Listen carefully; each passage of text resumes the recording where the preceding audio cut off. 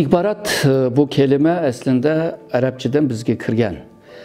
Uyg'urlar ba'zan axborot mı deydi.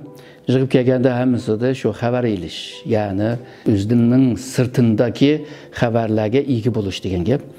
Ammo g'arb tarafga qaraydigan bo'lsak, bo'libmi Amerikaningki ahvoliga qaraydigan bo'lsak, bular intelligence deydi. Aslında informatsiyaga ega bo'lish, ya'ni bir bilgiga ega bo'lish. Xabar emas. Şununla devletlerin arasındaki bu medeniyet, kültür ve düşünceler farklı boğaçqa, oxşaş hukumga bəgən mana ve təbirləmə bir-birisiga oxşmaydigan ahvallar var. Misalға Xitay Çinbao deydi, aslında ahvalınınki bir dokulatı degan gap. Bir-birisiga oxşab ketdi, ama inçik oxşmaydigan bir tarafı buldu. Şununla Amerika tarafı bu istihbaratni bir bilgiga, informatsiyaga ega bo'ldim deb düşündü. Ama bu Arapçadan kirib qolgan mesela Uyg'urlar, Türkler bo'lsa, ular haqida men xabar topdim degan ma'no chiqadi. Undaqda bu tushuncha bilan ilib boradigan ijroatlarma bir-birisiga o'xshamaydigan bir ahvol bo'lib qoldi. Mayli qanday bo'lmasa, hamda bu xalqarodagi istihbaratninki yig'ishi, şu ma'lumotlarning yig'ishi ve bu ma'lumotdan foydalanib bir informatsiyaga ega bo'lishi ve ega bo'lib, undan keyin siyosatda qanday ishiltishi degan qismda bir-birisiga o'xshab ketadi. O'xshamaydigan taraf hamda kelgan shu informatsiya veya shu xabarni bahalaydigan kişi qanchalik kuchlik. Bazıları 3-4-5 malumat bilan bir istihbaratni to'liqlay oladi. Ba'zi davlatlarninkilar hamda ashuni hammani to'liqlamasa bo'lmaydi. Shuningga shpionlarni ishlatdi, shpionlar ash xabarni tepa keldi. Tepa kelgan xabarlar ko'p zamonda bir butunninki parchasidir. Shuningga butunlikni to'liqlash uchun yana istihbarat izlayman deb vaqtni isrof qilib ketadi. Shuningga bu kelgan axborot va informatsiya, ya'ni ma'lumotni bahalaydigan mutaxassis yaman muhim. Bular alayda yetiş lazım. Çünkü bularni bahalaşı bilan birlikte onundakin doklad çıkıdı. Doklad bilan birlikte devletke bir tavsiye çıkıdı. Manda istihbaratga ega bo'ldik. Bununki manası şu, berib nega taqishidi ve qanday bir ta'sir yaratadi. Bunun ta'siri bizga ya foydali ya ziyonli. Bunun aldığını ilish uchun yoki buni texmi güçlendiriş için biz mandak bir siyaset ilip basak yaxşı boludu deb dokladçılarımı yani bunu yazdı. Dokladçılar bunu ahırkı kısmını yazdı. Fakat dokladçıların yazgan nəsinin hemmesi devlet işletidu degan gap yok. Çünkü siyasiyonlar özününki sahip olan başka malumat, başka münasebetler, şahsi yoki rayon bilan bo'lgan münasebet yoki özünün bilgen to'g'ri bilgan, mushuni qilsak to'g'ri bo'ldi degan bunda tushunchalar bo'lgan bo'lsa, abay qilman degan o ma'lumotlarni ishiltib ketamaydi. Shuningga bu axborot har davlat uchun nihoyat muhim. Shu Amerikada az deganda 16 istihbarat tashkiloti var, 17'si var hamda. Bunca ko'p istihbarat ba'zan da to'g'ri bir netice çıkaramaydı, doklad çıkaramaydı. Misalga 11 sentyabr vakasındaydı. O hakkında malumatı bo'lib ekan, informatsiyasi bo'lib ekan, to'liq bo'lmabdi ekan. Ama o 16-17 istihbarat tashkilotininki ma'lumotini bir yerga akilib, bir analiz qilgan gap. Hammasi o'z oldiga qilgandan keyin 2004'te Amerika onundaki umumiy şu istihbarat teşkilatlarını koordine kıldığan güçke ega bo'lgan bir teşkilatını yanı kurdu. Hem bununki maksati abaqa degandek bazı malumatlarını ma istihbarat teşkilatıda yok anında bo'lib qilib, onundaki ufuşmaslıklarını yo'qotish uchun qilyapti.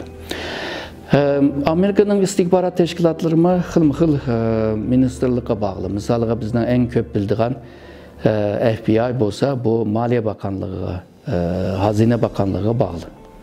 Bu başka bir ahval. Ama misalga Xitayni desek, Xitayninki burun partinin istihbarat teşkilatı vardı, o hükümetinki vardı. Keyin 80 yıllardan 85 yılgacha bular hammani yig'ib, şu CH idarəsininki istihbarat teşkilatı, Komünist Parti'nin teşkilatı, istihbaratı ve milli istihbaratını hepsini birleştirip Ançan bu degan bir teşkilatını kurdu.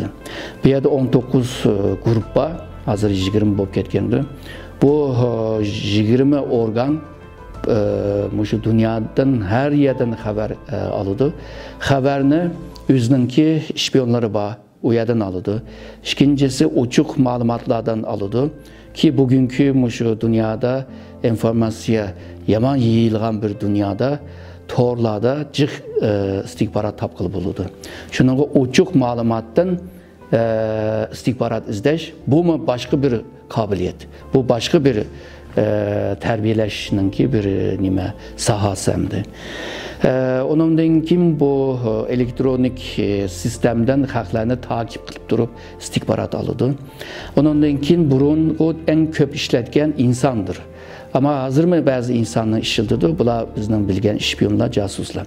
Bunların tapkan istihbaratlar var. Bunlarını yığıp ekilip bir yerde analiz kılındı. Bu bir yerde analiz kılınған dokulat Amerika'nın misalga, Xitay'nın misalga bir vatandaşı. Hem de bir merkezge kildi dedi. Bu Xitay'nınki en yukarı başlıkka, misalga hazırki devlet reisi, baş ministri ve şundakla bu harbiyninki beşi. Harbinin beşi mi hazır Komünist Parti'ninki beşi hemdi. Devletinin beşi, Komünist Parti'nin beşi ve harbinin beşi bir adam hazır. O yerge yetip bardı, o anandaki onunla karab siyasetini anda kılaylı dep kılıdı. Hem de Amerika'nınki bolsa başka bir jığıp kelgen malumat bile yığıp kelgen istihbaratlarını doklat halıga ekilip aslında bu Milli Xavfsizlik Konseyi degan bir organ var. O organda onundakin bunun toğra, hata, işqi yaraydı, yarmaydı, yağan veya rast deganni tepip izlep onundakin şu Amerika'nınki prezidentiga doklat şeklinde sunuldu. Yani ma xatarlik var, a toğruluk var, ma hatalık var deganni hemmini köstüdü. Hem de bir yerde hem de Amerika'nın prezidenti onundankin bu malumatlarını körep onundankin özününki şu meslekçileri bile ve devletninki en yukarı organdaki bişideki adamlar bile onundankin bunu müzakere kılıp kanda kılımız kanda kılmayımız da onundankin karar verdi. Ebe degendek her istihbarat dokulatı çokum icra kılındığı degen bir gap yok hem de. Bazı analizler bu yıl işqi yaraydı ama kiler yıl yarmaydı. Bazı şu istihbarat dokulatlar var. Ma 10 yılda yarmaydı, kiler 10 yılda yaraydı. Mandak tarafları var. Ma bazı istihbaratlar nimige dostlarga yaraydı, düşmana yarmaydı ama bazı zamanda dostlarını mı özününki strateji takip kıldığan strateji planının içine dahil kılıp durup dostlarını mı takip kıldı. Dostlardan mı istihbarat izdindi. Şununla bu istihbaratını yıkan vaxtıda düşman devlet için yıkan bolsa düşmanga karşı tehime üstünlük kazanış. Dostlardan eğer istihbarat yıkan bolsa aslında dost münasebetini tehime güçlendiriş. Yani karşıdaki adamını yaxşı bilgen takdirde düşman bolsama yaxşı düşman bolalaydı, dost olsama yaxşı dost bolalaydı. Yığıp kelgen çağda bilmek degen gap. Yani senin menin bilmeydiğin bilmektir. İstihbaratınki yani bir alaydığı məxfidir. Eğer de məxfi bulmay kalsa onun ismi haberdir. Yani Arapçadan kelgen manası şu. Eğer yüşürün bop kalsa o istihbarat boludur. Ama istihbarat işlengen bir dokulat. Haber bolsa işlengen ya ki metod, yöntem, analiz kılınmagan bir akbarat. Ama bizning davatkan istihbarat o nurgun müşu mütehassisler tarafından ishlab chiqargan bir narsa. Ne farqi meşede.